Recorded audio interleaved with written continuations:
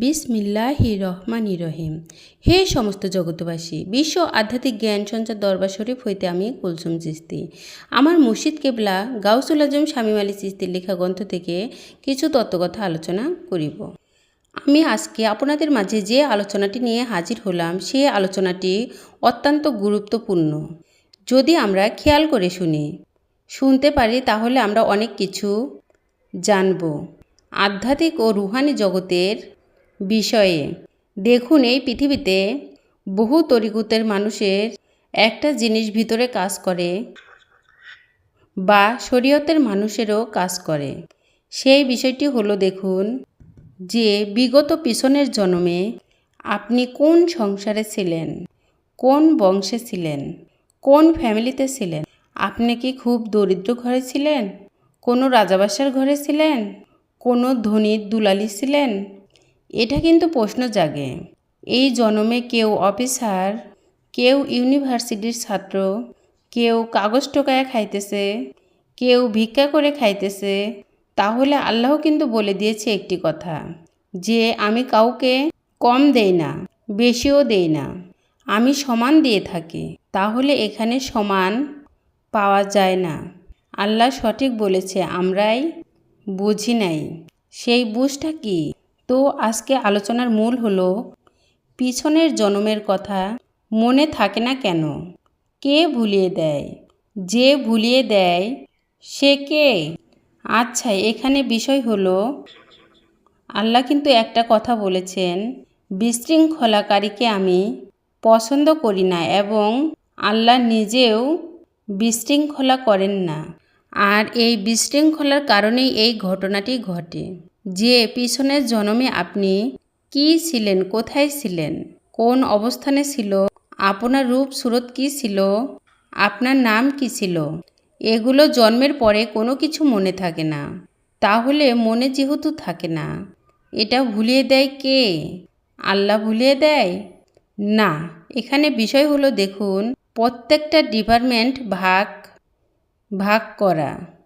যেমন এক জায়গায় দেখা যায় কারেন্টের অফিস, আবার জায়গায় জায়গায় পানি যে মানুষ বিতরণ করছে, বা পানির পাম্প আছে, সরকারিভাবে এটার বিল নিচ্ছে, এটার ডিপার্টমেন্টই আলাদা, গ্যাসের ডিপার্টমেন্ট আলাদা।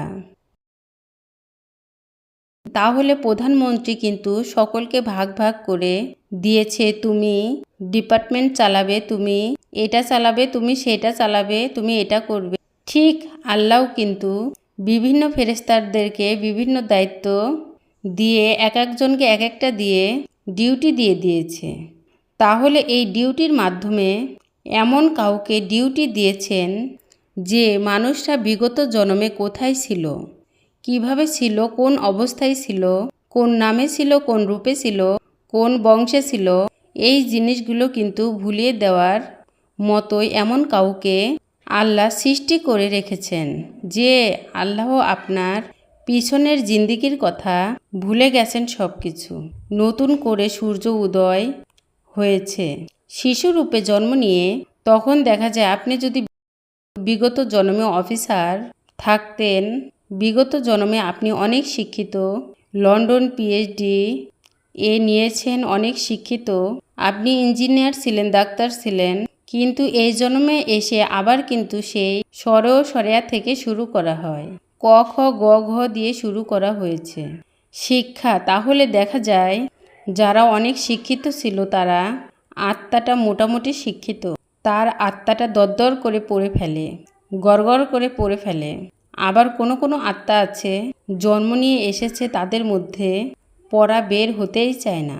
তাহলে বোঝা গেল তার আত্মাটা শিক্ষিত ছিল। কিছু দেখলে মনে হয় এটা কোথায় যেন দেখেছি।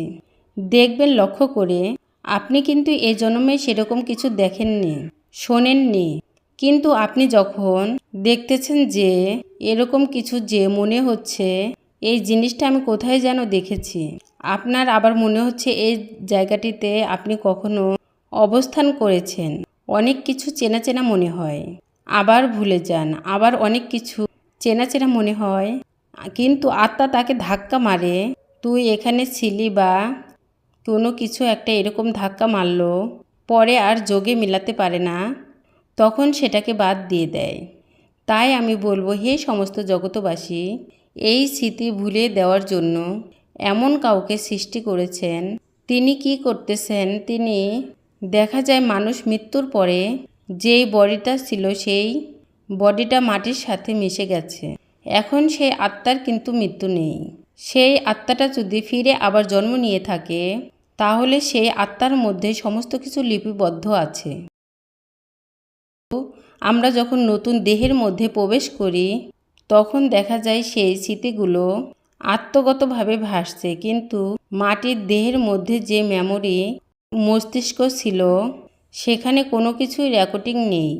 রেকর্ডিং নেই বলেই কিন্তু নতুন করে শিখতে হয়, নতুন করে লিখতে হয়, নতুন করে জ্ঞান অর্জন করতে হয়।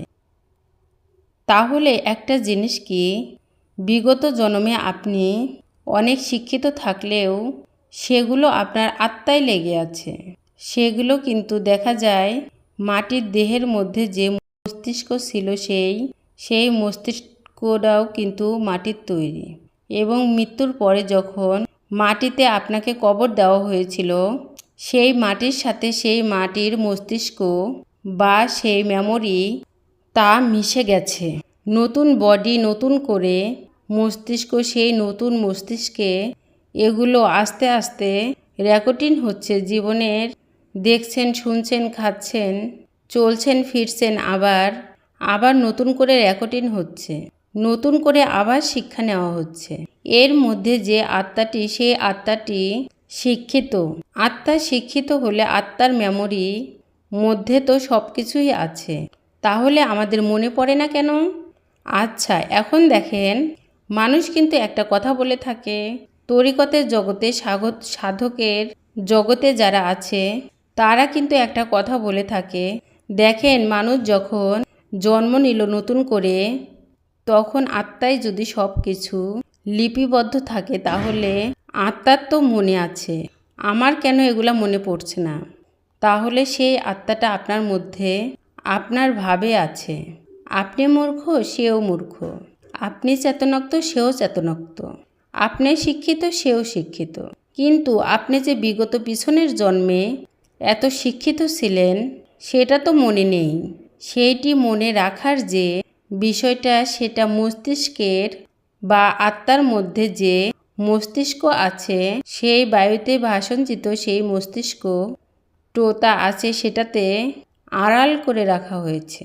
তাই একটি কথা বলা হয়, সাধনার দ্বারা, আল্লাহর আমল বা কর্মের দ্বারা মানুষ যখন আত্মসাধনা করে, তখন তার মধ্য থেকে আত্মজগৎ জাগ্রত হয়। সেই আত্মা যখন জাগ্রত হয়, তখন তার অনেক কিছুই মনে পড়তে থাকে, এবং আত্মদর্শন যাদের হয়ে যায়, তবু কিন্তু তারা এটা জানতে পারে না। আত্মদর্শন হওয়ার পরে সেই আত্মার সাথে সম্পর্ক হয়, কথা হয়, তখন সেই আত্মা তাকে পরপর করে বলে দিতে পারে, বলে দেয় যে তুমি অমুক জন্মে অমুক জায়গায় ছিলে, ইমুক জন্মে তুমি এই অবস্থানে ছিলে, তুমি অফিসার ছিলে, তুমি এরকম ছিলে। তখন সেই আত্মাটা তাকে বলে দেয়। তখন সেই আত্মার কথা আপনি প্রকাশ করে কাউকে বলেন, তাহলে মানুষ আপনাকে পাগল বলবে।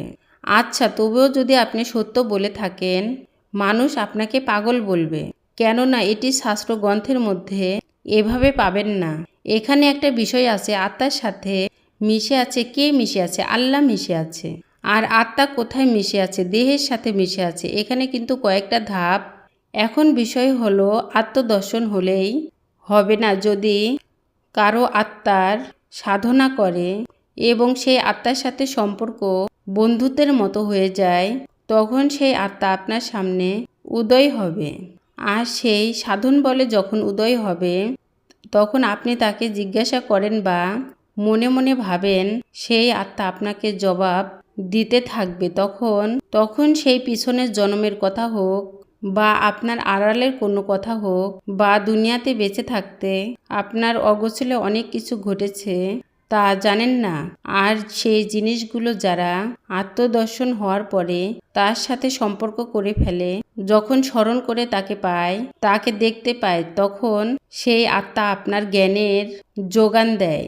সেই আত্মা আপনাকে উচ্চ স্তরের রাস্তা দেখায়, তখন আপনি সেই আত্মদর্শনের সাথে সাথে উপর দিকে উঠতে থাকবেন। তখন কিন্তু আপনার মুখ বন্ধ হয়ে যাবে। মুখ বন্ধ হয়ে যাবে কেমন? আপনি যদি বলেন যে আমার আত্মা আমাকে বলেছে যে এই বিষয়, আমি বিগত জন্মে এই ছিলাম, আমি অমুক ফ্যামিলিতে অমুক বংশে ছিলাম, আমি আবার বাংলাদেশে অমুক মায়ের ঘরে জন্ম নিয়েছি, আমার তো মনে আছেই, তাহলে সে কখনোই মানবে না। সর্বপ্রথমেই কিন্তু আমি বিশৃঙ্খলার কথা বলেছিলাম যে আল্লাহ বিশৃঙ্খলা পছন্দ করেন না। দেখেন আল্লাহ এই জিনিসটি লুকিয়েছে কেন? লুকিয়েছে এই কারণেই বিশৃঙ্খলা হবে।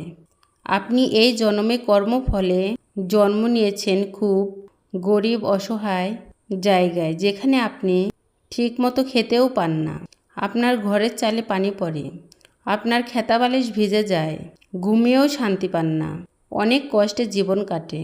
আর যখন আপনি কোনো সাধকের বা কোনো সাধুর আল্লাহর অলির সাথে সুসম্পর্ক হয়ে আপনি যখন সাধনা করেছেন, তখন সেই সাধনার মাধ্যমে আত্মদর্শনের মাধ্যমে আত্মার সঙ্গে যখন সম্পর্ক হয়ে গেছে, তখন সেই আত্মা আপনাকে কুটি কুটি করে সমস্ত কিছু বলে দিবে, তখন আপনি জানতে পারেন। আজ এই পর্যন্তই। আমার আলোচনাগুলো যদি আপনাদের কাছে ভালো লেগে থাকে তাহলে আমার এই চ্যানেলটি সাবস্ক্রাইব করে রাখবেন এবং আরও ভালো ভালো আলোচনা পাওয়ার জন্য কমেন্টে জানাবেন। সকলে ভালো থাকবেন, সুস্থ থাকবেন। আল্লাহ হাফেজ।